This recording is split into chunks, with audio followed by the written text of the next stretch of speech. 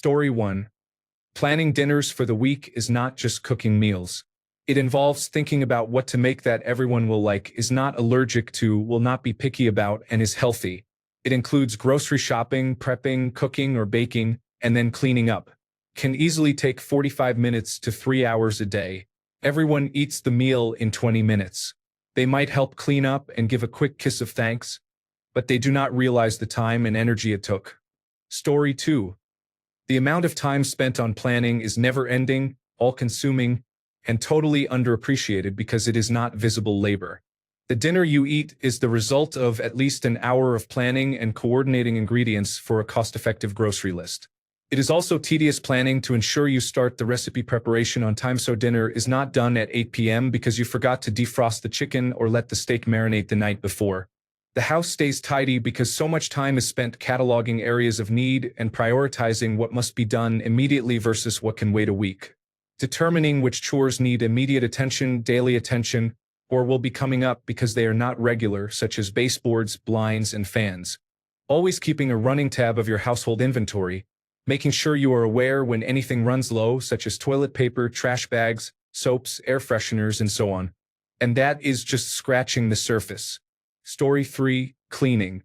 My boyfriend thinks our place stays magically clean. In reality, I spend 30 minutes to 1 hour cleaning every day when I get home, which is before him.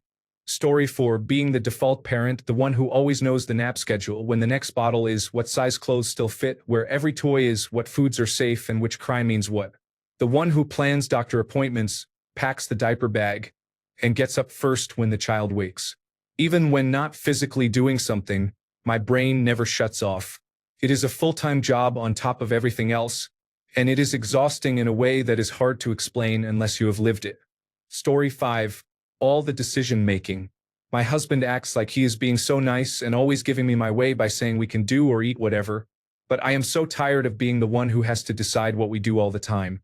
If I try to ask him what he wants or say we can do whatever he would like, he literally refuses to make a decision and we do nothing. Story 6. Managing my hair. I think some people have hair that does not need a lot of care or styling. Not me. Story 7. Going to work all day and then coming home to cleaning and cooking, and being expected to always initiate intimate interactions is literally so exhausting. Story 8. Remembering what everyone is supposed to be doing, ensuring they know their responsibilities, and providing them with all the necessary resources. Story 9. Managing the house, the bills, the appointments, the social calendar, everyone's moods, meals, cleanliness, my own sanity, predicting future needs, and being ready for them. Story 10. Rereading my emails to make sure they sound friendly enough. Am I using too many exclamation points? Not enough. Better add one to sound friendly. Is a smiley face too much? It adds an air of friendliness. I should examine my level of rapport with this person before adding it. It may be too much. Should I use thanks or thank you? Are there too many commas? Oops. Better rewrite that sentence. It sounds a little too demanding. Story 11. Bedtime. My husband and my son say, "I'm going to bed." Then they brush their teeth and go to bed. I say, "I'm going to bed." And then, feed the animals. Put down more puppy pads for our senior dog who cannot always make it outside to potty. Take my night medications. Lock the doors. Brush my teeth. Take out my hearing aids. Write in my journals. Turn off the lights. Go to bed. Story 12. Dinner, breakfast, sometimes lunch. My husband often says thanks, but what seems like only 30 minutes is much longer. It is the result of knowing the seasonings we have, the items available, grocery shopping, putting groceries away, considering the health benefits of the meal, and cleaning up before and after. Takes a lot of time. Also, cleaning. It is not just magic. Story 13. Balancing kindness and interest with formality and professionalism. Clients who want to tell me all about their lives are drawn to me because I struggle with this balance. Story 14. Getting everyone out of bed and ready to go in the morning is exhausting. I am tired by the time I get in the car to go to work. Story 15. Beauty labor. I was recently promoted to manager in a mostly work-from-home environment. Employees are not expected to have cameras on, but managers are. Suddenly, I am spending 30 minutes a day, 2.5 hours a week, 10 hours a month making myself visually acceptable enough to do my job. Every month, 10 hours of free time, sleep time, chill time, time with friends, is now spent on beauty. And I hate it. Story 16. Having to always be on guard because you never know when someone will get angry at you for turning them down. Story 17. Wiping surfaces, closing cupboards, drawers, bottles and containers, endless tidying, and putting things away. And laundry, never-ending, ever-increasing laundry. Story 18. Not only cleaning but also keeping our house nicely decorated, home-like, and put together. It is not an everyday thing, but I do not think my husband realizes that it takes money, thought, and effort. Story 19. Breastfeeding is a significant time commitment. Non-parents often do not realize how much time it requires. I am literally breastfeeding now before I have dinner. Story 20. Being the driving force behind everything in daily life, especially with the children. Gathering the energy to do all the basic tasks required, as well as the extra activities that enrich their childhood. Story 21. Telling other adults what to clean and how to clean it. I would rather just do it myself than explain to someone who is supposedly capable of rational thought that the puddle of dog urine or the ants in the sink are a problem. I live alone now. Story 22. I work from home, and having the opportunity to do some tasks around the house is great. However, I spend most of my breaks cleaning, shopping, or cooking, in addition to the time I spend outside of work doing these things. I also plan activities, prepare all the meals, and manage most of the bills. Story 23. Hair, makeup, grooming, and figuring out outfits are not only costly but also time-consuming. My boyfriend gets annoyed that, despite being ready at the same time as him, I take 5 to 25 minutes longer to do something that would comfortably take 30 to 60 minutes longer if I had proper notice or free time. I don't get to luxuriate in the shower for more than 15 minutes. I have to hop in and out to have time to get all dressed up. I wish that, instead of taking people who dress up for themselves and others for granted, it would be the norm to say, "Wow, you look nice. I appreciate you getting dressed up for our time together." Story 24. Planning the food for the week, the work for the day, the chores for the week, exercise time, how to manage menstruation if it occurs on weekdays or the weekend, and so on. Planning. Story 25. Existing in a world where I have to constantly decide if a man is harmless or a threat is exhausting. Story 26. Closing down the house at the end of the night. Everyone is tucked in bed while mom is picking up the toys, making lunches, loading the dishwasher, making coffee, and wiping the counters. By the time you are done, all the alone time you hoped for is gone, and it is 11 p.m. Story 27. If you are a woman whose partner asks, "What can I do?" and you have to keep a mental list of chores they know how to do and will not mess up or be unable to do, so they can contribute and you are not doing everything, put a finger down. Story 28. 90% of these comments are all the things I also do and take care of, including cooking, shopping, planning, and house care. I often wonder what would happen if I had a partner who would share these responsibilities with me. Story 29. Choosing what to make for dinner, then making sure we have all of the ingredients, and then cooking it takes time.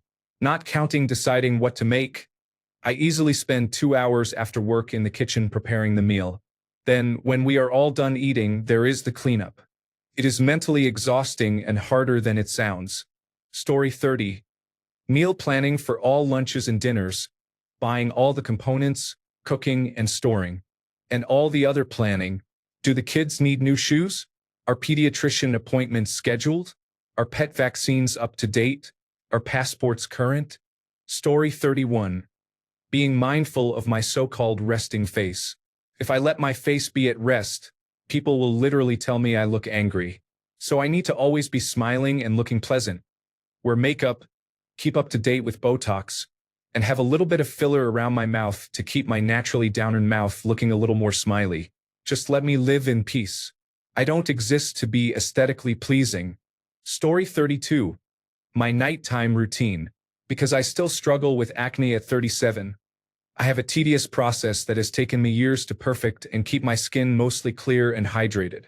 I have to start getting ready for bed at least an hour before my head hits the pillow. Story 33. Small talk. Holy hell. Just navigating whether to say hi in the hallway, if my laugh was weird, or if I overshared. Even texting back can feel like a marathon when I am drained. Story 34. Cleaning is manageable, I can deal with it. But cooking drains me. Having to come up with something to make every single day is exhausting. Story 35. The daily mental load and checklists. Making sure everyone is fed, clean, studying, and more. It is a lot to manage the daily lives of 4 little people. Don't get me wrong. I love being a mom to 4 little ones. Just managing everything can be overwhelming sometimes. Still, I wouldn't trade this life for anything. Story 36. Not necessarily every day, but shaving. Showering is not relaxing. It is a wet acrobatic event. Not in a sexual way. Story 37. I manage the entire household, including schedules, bills, activity planning, cleaning, and cooking. You name it, I handle it. Story 38. It's all the invisible, constant little things. The things that seem to magically happen but actually require time, attention, and endless mental energy. It's unloading the dishwasher, keeping up with the laundry, planning dinner, checking what we've run out of and adding it to the shopping list before someone complains. It's packing and unpacking school bags, checking for homework, remembering library books, and signing yet another permission slip. It's tracking school events, after-school activities, birthday parties, playdates, casual dress days, and sports uniforms. It's booking and remembering doctor and dentist appointments, keeping on top of vaccinations, noticing when shoes are too small or a water bottle goes missing, making sure the sunscreen is topped up, the forms are submitted, the gifts are bought, and the calendar doesn't clash. It's managing the emotional temperature of the household, anticipating meltdowns, smoothing over tantrums, remembering who likes what and who needs what, offering comfort, discipline, encouragement, and snacks in equal measure. It's constantly switching between tabs in your brain: work, school, meals, health, holidays, birthdays, cleaning, bills, laundry, and relationships, never really closing any of them, just always running in the background. The mental load isn't just a to-do list. It's the responsibility of remembering, anticipating, and managing life for everyone else all the time. And it's exhausting. Story 39. Getting ready to go out, the hair and makeup routine. I don't do a big hair and makeup thing, but now that I'm older, if I try to get ready to look cute when I go out, I'm exhausted and don't even want to go out anymore. Edited to add that the people don't notice part is because I don't do a lot, so if you ask someone if it looks like I put a lot of time into getting ready, they would say no. Story 40. Brushing my hair and cleaning the bathroom because my brother thinks it is okay to shower in a moldy bathtub. Story 41. Driving to places and getting stuck in conversations with people. I have no children, by the way, so I can imagine tasks are tougher with kids. And on top of all that, you have to drive everywhere. Story 42. In addition to the mental load of knowing all the things related to my children, the amount of time spent responding to email, correspondence, medical check-ins, and making appointments is a full-time job. Story 43. It's the mundane tasks for me, like laundry, unloading the dishwasher, dusting, vacuuming, emptying the garbage cans, cleaning the litter box, and so on. Then there's taking inventory and making sure we don't run out of essentials like medicines, toilet paper, tissues, soaps, and keeping all the cabinets, drawers, and closets organized. I actually enjoy meal planning and grocery shopping. I order online and have it delivered. I love having prepared homemade food, but washing and chopping all the vegetables is the bane of my existence, and it takes a lot of energy to stand at the cutting board. I usually take 2 days a month to stock my freezer with homemade food for times when I don't want to do anything. I prepare bread for morning toast, ice cream, and ingredients to freeze like cooked bacon, sliced peppers and onions for pizza, chopped celery, carrots, and onions for soup. I also make chicken broth with vegetable scraps and the bones of the chickens I cook for my cat. I freeze more complete meals like chili, soups, pierogi, meatballs, meatloaf, a disassembled spiral ham, and pulled pork. There are always homemade burritos and taquitos in the freezer for emergencies. Then there are home decor and repair projects that require sanding, painting, screwing, and nailing. Another mess I have to clean up. I suffer from depression, so what really takes the most energy for me is getting out of bed, taking a shower, and eating. Anything that involves taking care of myself is the last thing I want to do. Story 44, having to do your makeup and get ready when you are so very tired, but you know you need to put in some effort. Story 45, the wrangling of belongings. Who needs what items for their day and when? Packing them, unpacking them, washing them, discarding them when they are no longer useful or do not fit, storing and organizing them effectively so they can be accessed easily, buying more when supplies run out, or to fill a need or improve performance, picking them up off the ground and putting them back in the carefully designated organizational system designed to keep them grouped and usable. Belongings require so much work. Story 46. Cooking and cleaning. My roommates do not clean in the dorm at all. The kitchen is always a mess, and it takes me about a week to stop being stubborn about their mess is theirs, since I use it frequently. Then, new stains magically appear a day later and stay there for the next week.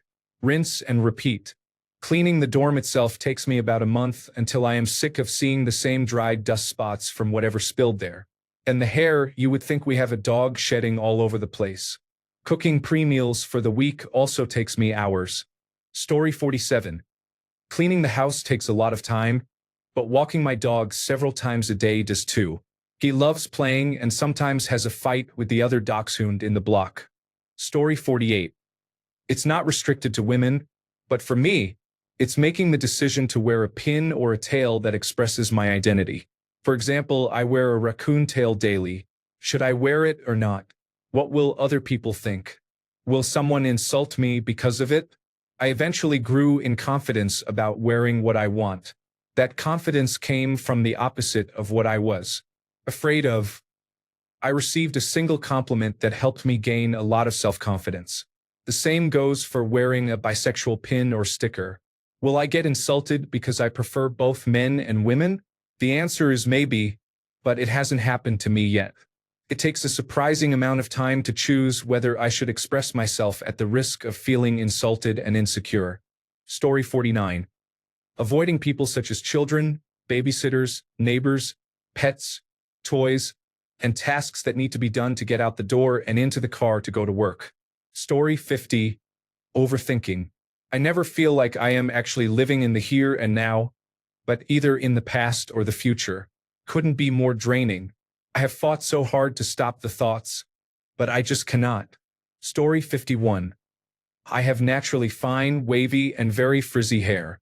It takes me a full 45 minutes of washing and styling every morning just to make it look semi-presentable. To be clear, this is not me trying to look like a supermodel, but rather trying to look barely passable. Like I am meeting minimum professional standards. I could cut my hair short, but I do not look good with short hair. The sad part is I probably still look unkempt by some standards. Story 52. Definitely removing scales to appear human, especially the creases.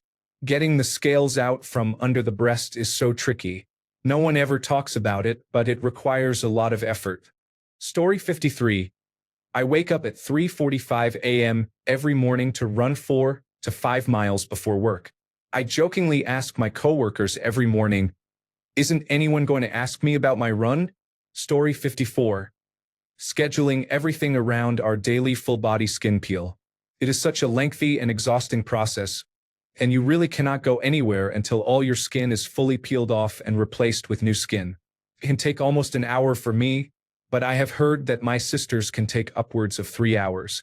Once I am fully peeled, all I want to do is sleep, yet I know other women just get back on with their day so seamlessly.